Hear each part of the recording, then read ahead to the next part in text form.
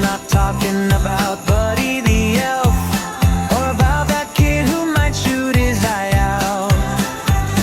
And it's not about the kids who want a Turbo Man figure, or about how the Griswold's tree just has to be bigger. We're not looking for mere miracles on 34th Street, and Grinches and Scrooges we don't wanna meet. But there are other movies you might not recall that might not seem like Christmas movies at all. The spotlight will shine on unconventional classics, and that's our gifts to you.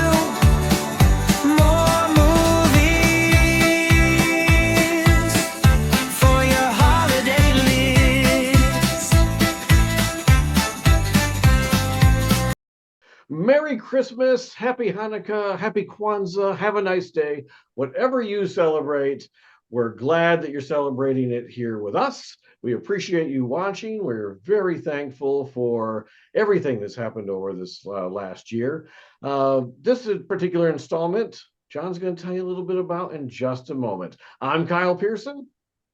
And I am John Horton. And today we are going to be talking. The goal here is to discuss non-traditional Christmas movies, movies that you wouldn't necessarily think are Christmas movies.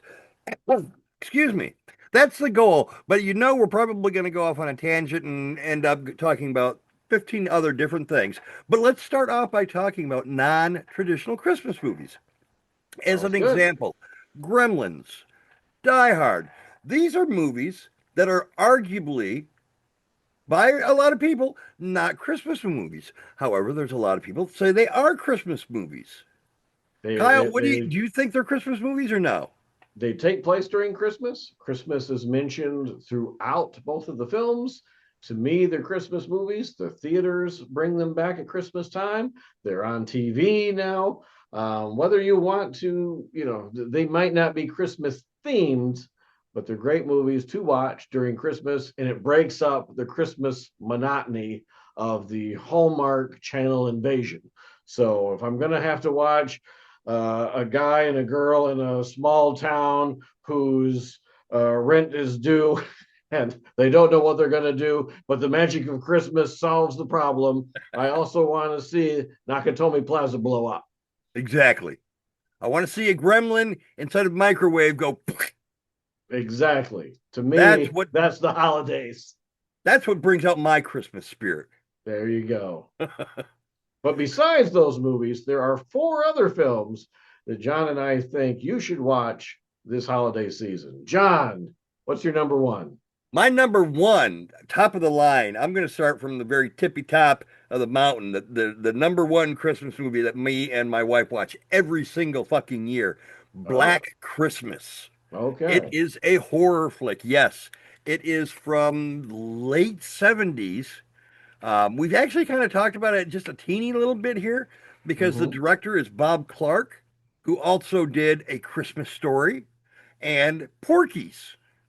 But this is one of the original slasher flicks, one of the original horror holiday themed films. There is a sorority house full of sorority girls. And they usually do have those. That's the number 1 thing I've seen at sorority houses is survey says sorority girls, number 1. But there is a killer on the loose. This movie's got a lot of atmosphere to it. It made me question what is scarier, a masked silent killer or a killer that just goes ah. And what was the answer? It's still out on debate, but I'm leaning more towards the guy screaming at you. Okay. And this is the original Black Christmas I'm talking about. This isn't if only Jaws screamed at you when he came it to you. If Jaws let out the Wilhelm scream every time he ate somebody. That would be classic. I'm going to have to edit that video. I was going to say, you're going to have to figure that out now. But Black Christmas is a classic. It always gets watched during Christmas time in this household. We wrap Christmas gifts to it so that we feel that spirit as the psycho Billy is taking a crystal unicorn head statue and murdering someone with it. Uh, The tagline for this movie, funny enough, is if this movie doesn't scare you, your skin's on too tight. Or what was the other one? The other one that I remember was if this movie doesn't scare you, you're dead already, or something like oh yeah, yeah, yeah, yeah. That was a movie. that. So Black Christmas, check that one out this holiday season. Gives you the warm roasting chestnut feeling. Kyle, what do you got? I've got one that in no way, shape, or form looks like it would be a Christmas movie, and the poster does not help. Chevy Chase and Funny Farm.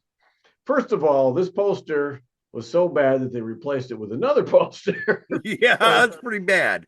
this doesn't sell the movie at all.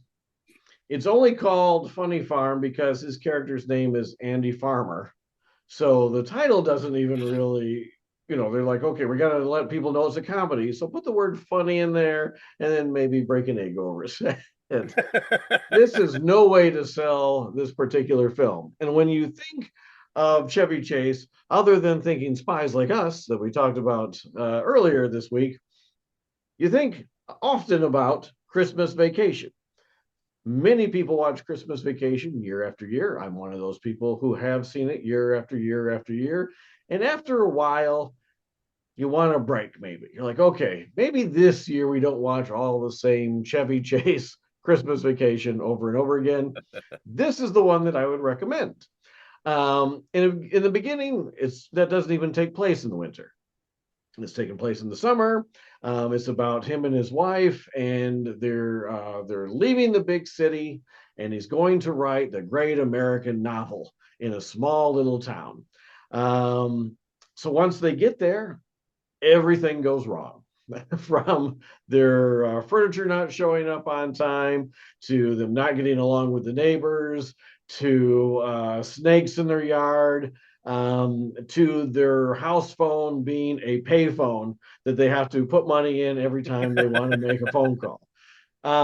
It doesn't turn Christmassy until the end of the film when they're after everything blows up in their face, they decide they're going to sell the house and they want the entire community to try to do their best and pull together and make the most Christmassy little town feel like you'd see on the cover of a magazine. And to do that, they will pay people the more Christmassy they are, the more money they'll spend to do it. And everybody jumps on board. And it is a very funny film. I think it's one of Chevy Chase's best works.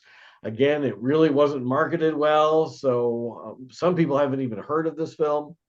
But I do recommend you check it out. My wife, actually, every year, this is one that she asked me. She's like, we should watch Funny Farm again. So we've actually been watching Funny Farm the last few years, and then we'll watch Christmas Vacation here and there. But this is a really funny film. Oddly enough, there's also a squirrel in this one too, just as there was in Christmas Vacation. The one in Christmas Vacation to me is actually that's like the jump the shark moment in Christmas Vacation. That's where I don't like the film for a few minutes. Why these people are so freaked out about a squirrel, I don't understand. People are fainting because there's a squirrel in the kitchen. Not a big deal to me. So I thought they were overreacting to the squirrel. Although the very end sequence where the squirrel jumps out and the dog jumps out and knocks over the woman, it all comes together at the end. This squirrel is dead already. So there's something to look forward to. So this holiday season, if you're a little tired of Christmas Vacation, check out Funny Farm with Chevy Chase. John. If you want another comedy to make you laugh at Christmas time that is not a traditional Christmas movie, why don't you check out Trading Places? Oh, yeah. Yeah. There Yeah. you go. Trading Places is Eddie Murphy and Dan Aykroyd, correct? Yes. And They are opposite as can be. Eddie Murphy is a con man who pretends to be a bum out on the street with no legs that he lost in the Vietnam War to get handouts from the rich people. And Dan Aykroyd is a rich snobby fucker. Somehow, I think that's even what it says in the credits. yeah, Dan I think it Aykroyd, is. rich snobby fucker. Now that's how you market a fucking movie, not fucking eggs on someone's head. The roles become reversed, however, when two of the curmudgeonly old men at the company that Dan Aykroyd works at or owns. He owns it, doesn't he? I do not recall. Fuck. I think Anyway, that I think own it, but yeah. I feel like it's own. Mhm. But these two guys make a wager and they force a role reversal. They put Eddie Murphy in the three-piece suit and they throw Dan Aykroyd down into the gutter slime and see how both men react and survive. It is a funny fucking movie. It's got Jamie Lee Curtis in there. That movie, I'll be honest with you, that movie made me fall in love with Jamie Lee Curtis. More so than Alien. The fuck is wrong with you? Of course, She's there's a not little in bit more. Alien. What? She's not in Alien. Did I say Alien? You mean Halloween? Halloween. Oh shit, Kyle. Sigourney Weaver is an alien. I meant Another fine Halloween. woman. See, she's got me all discombobulated. I understand. Something does. No, I get you. I get you. She's a fine woman. You saw True Life, right? But hilarity ensues. A lot of comedy, a lot of funniness. Classic ending. That's all I can really say about it because I don't remember much more. As always, this one here kind of came to the last minute. I was like, oh, shit, that's right. I remember Dan Aykroyd in the Santa suit with the gun. That's a Christmas fucking movie, non traditionally. What do you Right, got you for are, us, my Kyle? friend. This is one I actually mentioned in a previous episode, but Aha. I'll go into more details. It's The Ref with Dennis Leary. Um, he plays a gentleman who has just robbed a jewelry store in a small town, and his getaway car is not there. So he basically kidnaps a woman who then he finds out is also with her husband, who was too lazy to get out of the car and help her do the grocery shopping. So now he has kidnapped a couple and he has to hide out at their house. He then discovers that they have family coming for Christmas. So he's trying to figure out his plan, but the family is very, very dysfunctional. In fact, the couple themselves don't get along at all. The movie starts with the two of them in therapy, arguing with each other, and it's a very funny scene right out of the box. As soon as the credits are done, we've got them bickering, and it's a very, very funny a bickering scene. And then the film just keeps on going. It's one joke after another. And it takes place on Christmas Eve. And you even get a couple glimpses of It's a Wonderful Life in the film. It is this is another one that when it came out in theaters, it didn't do as well as it should have, and it is not marketed as a Christmas movie at all. I thought they should have called it the Christmas Ref or put a Santa hat on him, or they could re-release this film in theaters and just change it up a bit. And I bet you more people would go to it now if they remarketed it than they did when it came out the first time. That poster Um, needs a fucking redo, man. yeah, it's not a good poster at all. Even if we're not being a Christmas movie, that poster is not that eye-catching or interesting. Yeah, and the actual trailers never showed you what the movie was about. It was Dennis Leary talking about other things. Like I think there's one It was weird. I went online to find it and I found two other trailers where he's talking about other things. But the one that I remember, he's walking about and he's upset and he's like, no, I'm not talking about Gremlins, I'm not talking about Ghoulies, I'm not talking about Critters, I'm not talking about or Goonies. And he's just talking and he's just going about talking about how this is not all the movies that you've been seeing lately. This is a completely different one, but you didn't really get an idea of what this movie was. But it is very, very funny. And this one has become a movie that me and my wife do watch every single year. So definitely check out The Ref. You can get it digitally, you can get it everywhere movies are sold.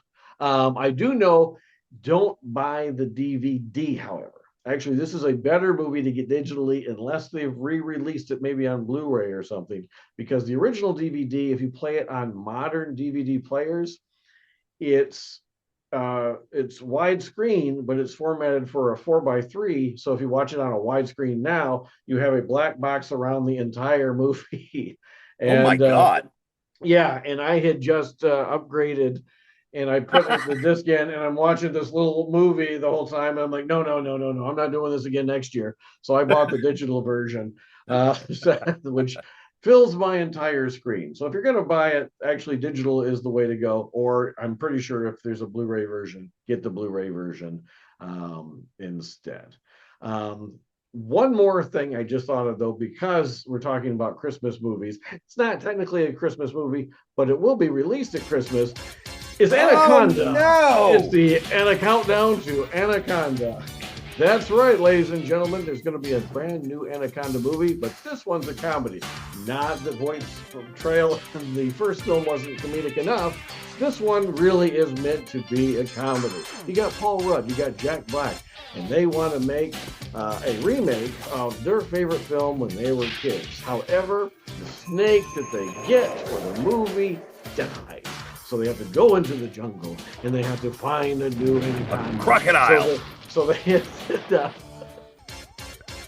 end up living the movie as opposed to shooting the movie. Will they survive Anaconda? Find out December 25th, only in theaters. For John Horton, I'm Kyle Pearson, and this has been In the Spotlight. Merry Christmas, y'all.